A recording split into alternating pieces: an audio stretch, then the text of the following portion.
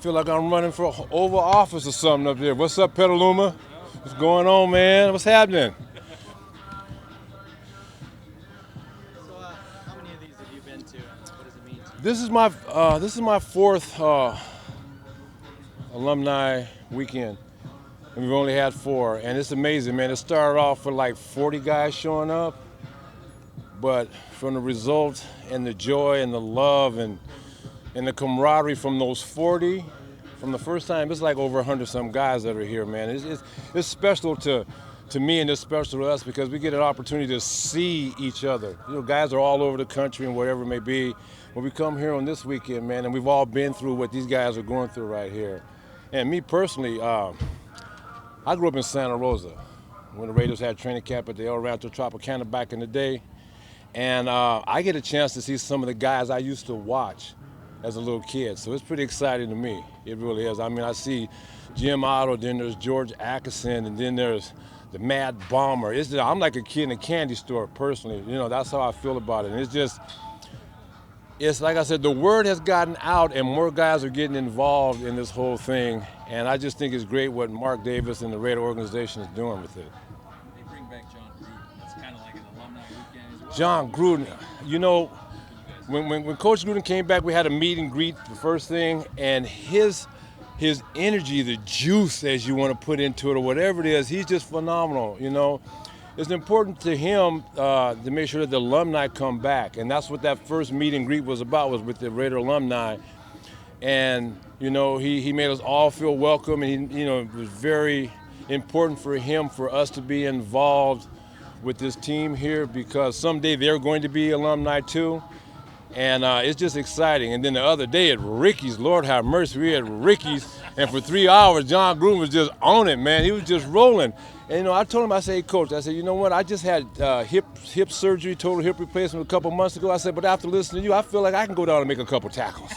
He just fires everybody up, man, and his passion is real, man. He's real, and I'm glad he's back because, this is what we need. I listen to other people talk about they're trying to predict where the Raiders are going to end up here in the season, whatever. That doesn't even matter, man.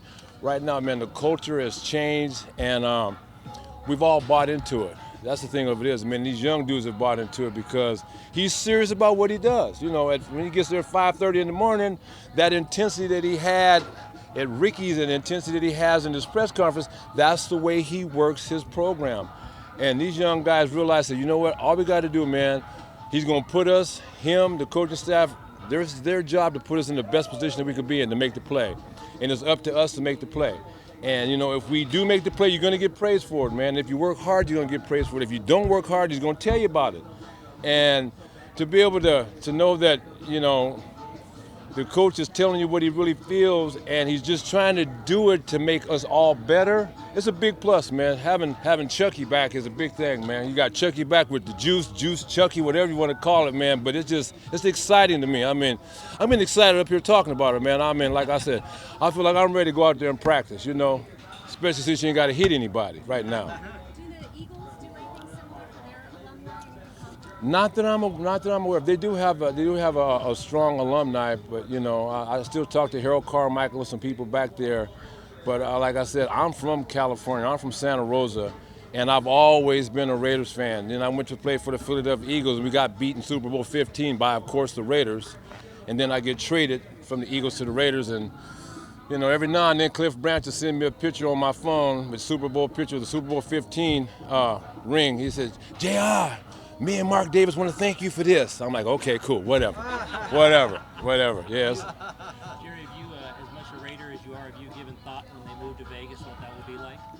Well, like I said, growing up here being a Raider fan, and I know how hard it was when they moved down to Los Angeles, because I was playing for the Eagles at the time, then I came back and played for the LA Raiders, and it's really hard because it's more than just a team. You get emotionally attached to it. You love what you have.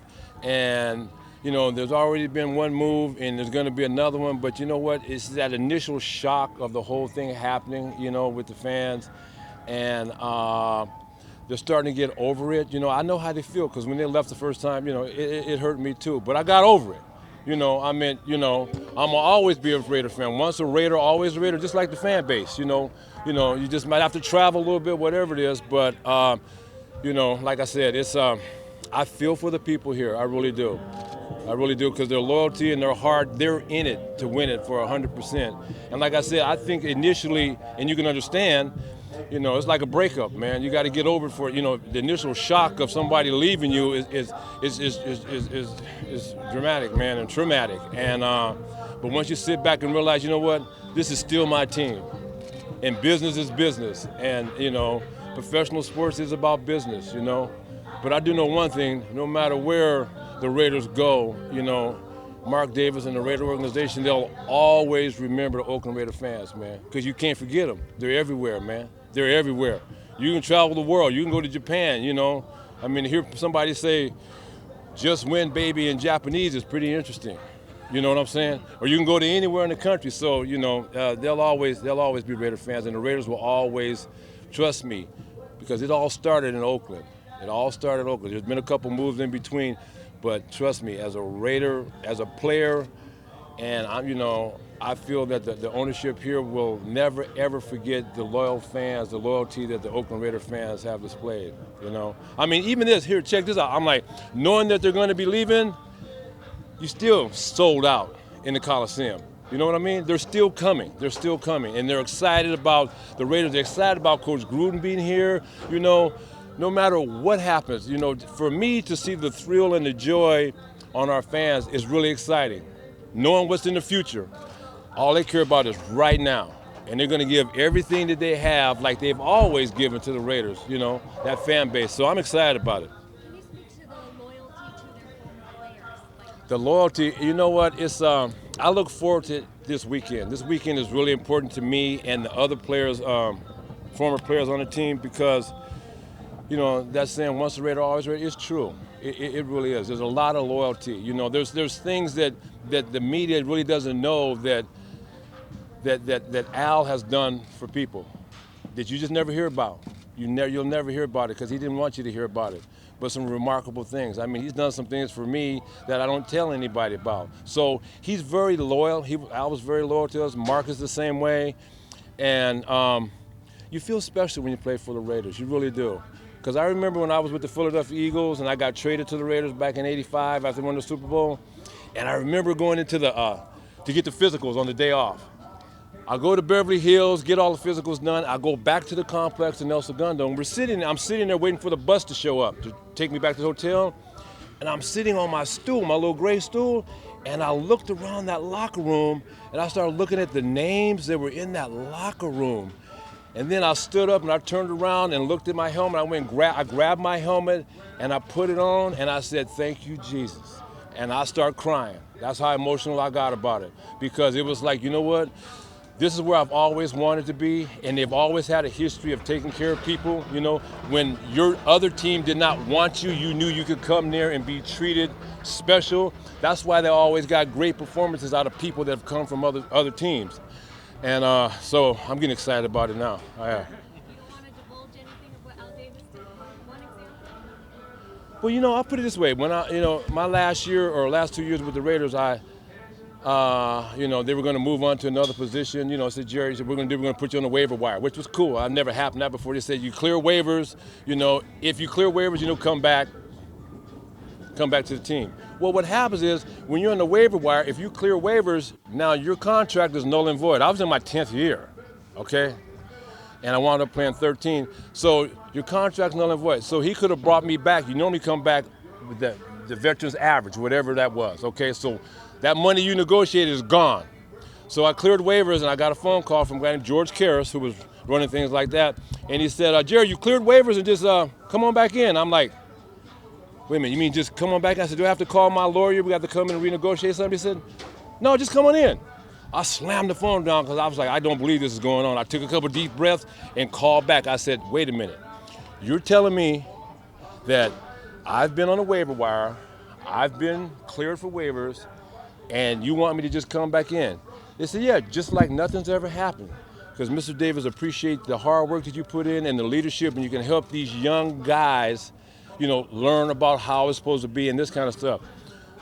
and he's going to give you the money that you had coming to you. He didn't have to do that, y'all. He could have torn that contract up, and I could have gone back. To me, that's a big deal. To me, you know. And I never told that story, so you all like breaking news. Da, da, da, da, that's what it is.